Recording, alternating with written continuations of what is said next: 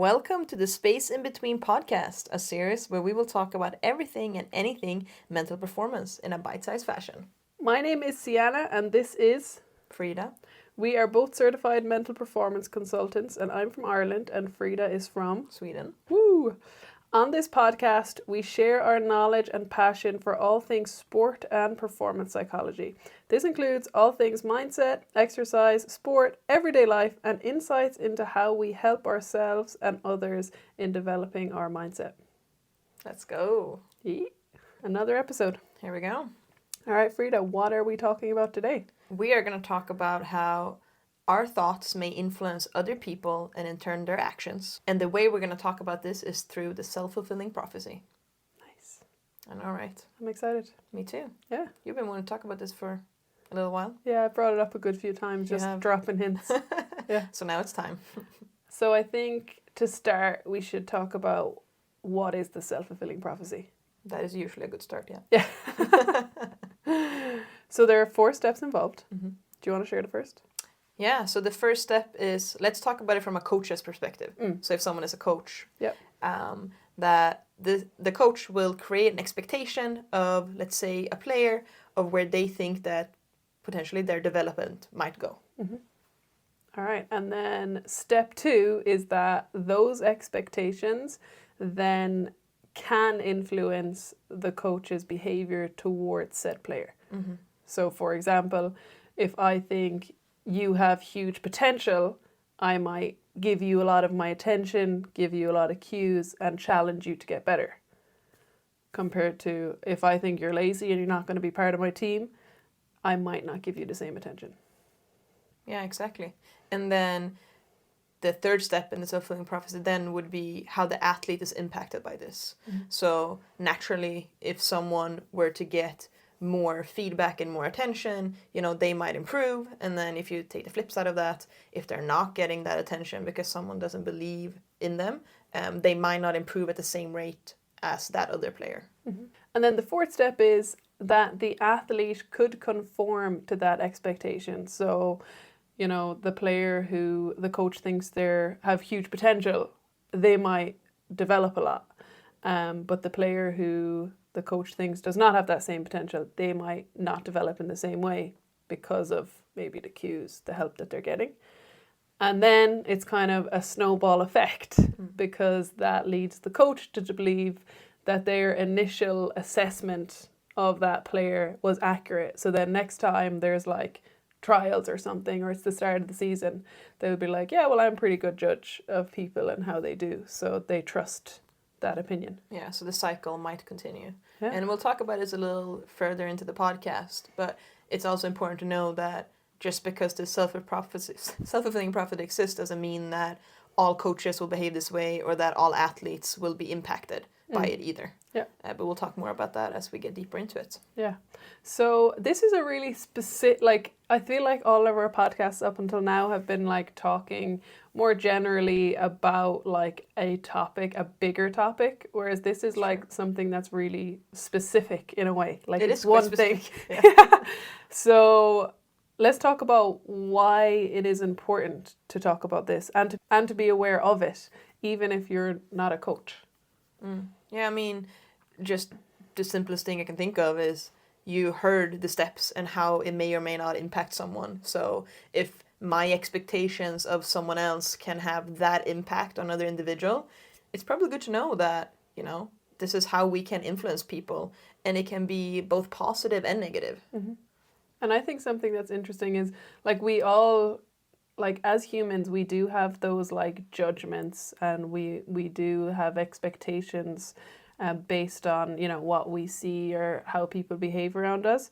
But it's important to realize that those thoughts, they don't have to impact how I act towards you, but they can if I'm not aware of it. And I might not even realize, like if we keep with the coaching example, like I'm sure a lot of coaches don't even realize, oh, I'm actually giving way more attention to this person compared to the other. I treat these people really, really differently just because of, what I have inside my head about them. Yeah. So it's not only knowing that what I do can have an impact on others, but being aware of your actual actions that you are taking. that can be hurtful and also helpful. Yeah. And like you said, if we don't know that, well, our actions that we are taking might have an impact either way, then how are we going to change that, right? Yeah. So if we don't have that awareness. And then I think another aspect that is really important with the self-fulfilling prophecy is that, like I said, naturally we all have thoughts about each other. So Yeah. other people will have thoughts about me, and it's important for me to be able to separate, like, okay, I might think that you have these thoughts and you might be acting in a certain way, but that doesn't have to influence like the work I put into this or how I behave. So like if I'm an athlete and I feel like the coach isn't giving me the attention that they give other people, that doesn't mean that I should just stop trying, you know? Yeah. So being aware of that, like other people's thoughts and actions don't have to change what you're doing. And I have a personal example of this, and it's actually something that you're probably sick of hearing about it, but it's something that I think about and I talk about a lot because it really stands out to me. So this was something that there was a year when I was playing underage football for Galway, and up until this point, I felt like pretty confident about myself as an athlete and how I was doing with the teams I had been in. But there was this one year that I was playing and I just wasn't making the team like the same, like up until this point, I would have been making the team pretty consistently, like years before that. But then this year, I wasn't making the team. I might play a few minutes here and there. And I kind of got in my head that the coach doesn't like me. Yeah. Like I truly felt that. And I didn't realize these things at the time, but like several years later I would think about it and I was like, it's amazing how that thought process impacted my actions. And I actually had no idea what the coach thought of me. Yeah. I just kind of believed this because I wasn't making the team. And in hindsight, I think about my behavior, like I would literally be on the bench and like I did not care about the game at all. Like I no longer had interest because I was not like playing. And even at training, like not that I wouldn't try, but I definitely didn't have the same commitment to that team because I felt like, well, I'm not going to play anyway. Yeah, like it doesn't matter. Yeah. So then I think about that, like I already wasn't a starting player. Yeah. And then I wasn't showing that I cared. I wasn't showing like 100% effort at training. I would sit on the bench during games and not care at all about what was going on. Yeah. And like I think about the coach and I'm like, if I was a coach looking at my behavior, would I be like, oh yeah, I should definitely put Sienna in? Probably No. not. So like I think this is not exactly self-fulfilling prophecy, but I thought I knew what this person was thinking. And because of one action on their behalf, which was not starting me, I was like, my behavior was hugely impacted, Yeah. you know? Yeah. So then that was true. So the coach obviously had decided at some point that it was better for someone else to play. And then my actions definitely verified those thoughts Yeah. because I wasn't showing that I wanted to be out there. Yeah. So let's run with that idea. Obviously, you said yourself, you don't actually know what this coach was thinking. No. For whatever reason, there was a reason for you to not start, right? It still makes no Yeah. sense. No, I'm joking. But let's say, for example, that, and now we're totally running with this idea here, right? So just talking about it in a general sense here. But let's say that coach was like, okay, no, I am not going to start Sienna because I don't think she is mature to play. For example, like let's say that's the idea. Like for some reason your maturity has come in here, okay? Yeah. In theory, right? And then everything that you just said happens. I know. If we think about those steps, right? Regardless if that's a true thought or not, I mean, that would kind of, if I was a coach, I'd be like, yeah, I mean, look at how she's behaving. That's not very mature. Yeah, they'd be like, I was dead right. Yeah. Or maybe they're thinking, oh, there's other people that are performing better in this position right now. So maybe in the head, they're like, we'll see what Sienna will do in training. And then you are not taking those actions to show that, you know, I do want to be here. I want to play. I don't think it's right that I'm on the bench. And I'll show that through what I'm doing in practice. I know. I think about it a lot because it's the 1 year of my underage football career that I'm like, wow, I am not proud of my actions there. Yeah. I'm sure people can relate to moments where maybe they haven't been proud of what they have done throughout our careers. You know, like we all have that. I have that too. Yeah. Maybe not as such a long period as you had, but I can definitely relate to that, you know. Yeah. So, enough about me. So we have an idea of what the self-fulfilling prophecy is. We have an idea of why it's important. So how can we use this information? That's a very good question. It also depends on who we are, I suppose. So if you're a coach, like what we mentioned before, being aware that these things, like your actions, will have an impact, Yeah. right? So if we're not aware of how we may or may not influence people, then how are we going to change that, right? Yeah. And then if we are someone that's not a coach, for example, like you in this example, right? Someone that may or may not be receiving the self-fulfilling prophecy, if you want to put it that way. Also knowing that just because people may or may not think these things, we don't have to conform to that. Yeah. I mean, if we think about the example that I've just talked about, like, Yeah. and I think about how could I use this information, the self-fulfilling prophecy, I'm like, well, if I had been aware of all of this at the time, you know, I definitely would have been able to choose, okay, to understand, first of all, I have no idea what's going through their head. Yeah. And second of all, realizing that my actions were conforming to those thoughts. Yeah. I was feeding into that. So now, you know, if I got to do that again, it would be like, okay, I mean, those thoughts can be there and I can still put in 100%. I can still, you know, try my hardest at training. I can show that I care about this team even if I'm on the bench. Yeah. And that will make it more likely that I do get to play or I play some part in the team other than sitting there like literally not caring. And you know, just need to go back to this example one more time here. I even think about this, right? And I'm like, why didn't you ask the coach? Like, you know, I really care about this. I want to have an impact as a player. What can I do to be a starter? Like, there's so many things you could do here that could actually help you. I mean, I know that. And I think at the time, I didn't because maybe I was like, I didn't think about doing that because it was underage. So I don't know if I had I don't know if confidence is the word, but like the self-assurance to be like, I'm going to have this mature, difficult conversation with my coach. Yeah. Whereas now I would be able to do that. Yeah. I think maybe at the time I felt like, oh, I'm only like 15, so what would I be doing asking those questions?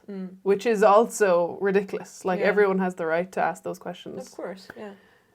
Yeah, that's interesting. Yeah. Anyway, we'll move on from that and back to talking about, you know, what we can do with this information. Moving on from me, I actually think that you have a really interesting like experience with this and like a personal example that is nearly the opposite of what I've talked about. Yeah, in a way, I suppose. So there was a few years when I played soccer where a coach, like, and I actually knew about this, so I don't know if that is the same, but I knew that he thought that, oh, Frida, you're not athletic, right? Which, in hindsight, is a very weird thing to even be said to someone that plays at such a high level that I was doing at that point. Because obviously I'm athletic. Yeah. And I was a starter on the team, like all these things, I was putting in so many minutes. But then over a few years, I was repeatedly told that, no, you're not athletic compared to these different type of soccer players, right? So that was something that impacted me for different reasons. One, it had always been an insecurity in my life that I was like, oh, I'm not fit, basically. And then when you're repeatedly told that and you can feel that someone believes that, it's quite hurtful, right? But then on the other hand, I wouldn't say that maybe his actions impacted me because I wasn't treated differently in terms of the attention or what I was doing, if that makes sense. But when I was told this over and over and over, I was more like, well, no, that's not true. I am very athletic and I am a really good soccer player and I am going to show that. So basically over those years, that is what I did. Yeah. I kept showing up I kept showing that, no, I am this, right? And then there was a point in that time period where, and I had never been a player that scored the best out of everybody on a fitness test. But then I remember this so vividly because I was the fittest on the team, you know? But then the year after, I was still told the same thing. Oh no, you're not athletic. You're slow, you know? But I didn't really let myself believe it, even though it hurt. Yeah. And then I think a lot of things after that now, I'm proving myself right every day that no, I am a badass, you know? But I don't know if that counts as much as a self-fulfilling prophecy because it was very much said to my face. Yeah. But I think that it could be like a play on that because, yeah, you did actually know, like they told you what they thought. But in that instance, you could have been like, oh, I guess I'm not athletic and just kind of accepted that. But I think it's pretty cool that you had a very different thought about yourself and you focused on that. You focused on, no, I believe that I'm athletic, and you took actions to like show yourself that you are. Yeah. So I guess with that, how other people could use that, like it sounds like the most important thing is, well, yeah, you can have that thought, but what do I actually believe about myself? Yeah, that's true. And why do I believe that? Yeah. And then showing up every day and proving to yourself that, yeah, I am athletic. Look at all these things I can do. Yeah. And of course, that can be very difficult, especially if someone that you respect to a degree, you know, and that you kind of maybe look up to even, depending on your age. Obviously, this might be different. So during this time period, I was early 20s, right? So a little bit more mature than if I was 14, 15 or whatever. I probably would have melted. Yeah. But with that said, it's also a difficult thing to be working through when someone is saying this to you and maybe it is an insecurity and you're like, oh, but what if it is true? Yeah. But to have that belief in yourself and to proving yourself right, whatever it is about, like, you know, that can be difficult. Yeah. I like that. Prove yourself right. I like that too. Thanks. Yeah. New slogan. Will we get a t-shirt? We actually should. Yeah, that's a good one. And I think that's a good note to finish on with that slogan, if you will, to prove yourself right. And I think about this as maybe an athlete, you know, prove yourself right, like in terms of the things you can do and what you can achieve. And also even on the other end of that as a coach, like I'm sure all coaches also want to be great coaches. So like to prove yourself right in your ability to do that. So like not letting those initial judgments like impact how you act towards people. And even outside of sport, just as like people in general, like, yeah, we all have thoughts about everyone. Yeah. But we can still, you know, be ourselves and treat everyone with respect and like give everyone time and energy. Even if we do make judgments and have initial thoughts about people. Well, as always, Sienna, it's a pleasure to talk about these sports-like things or life psychology things with you. Yeah. We might have gone off on a tangent today, but anyway. Yeah. Hopefully you get something out of it. Yeah. And the most important thing is to remember to keep using the space in between.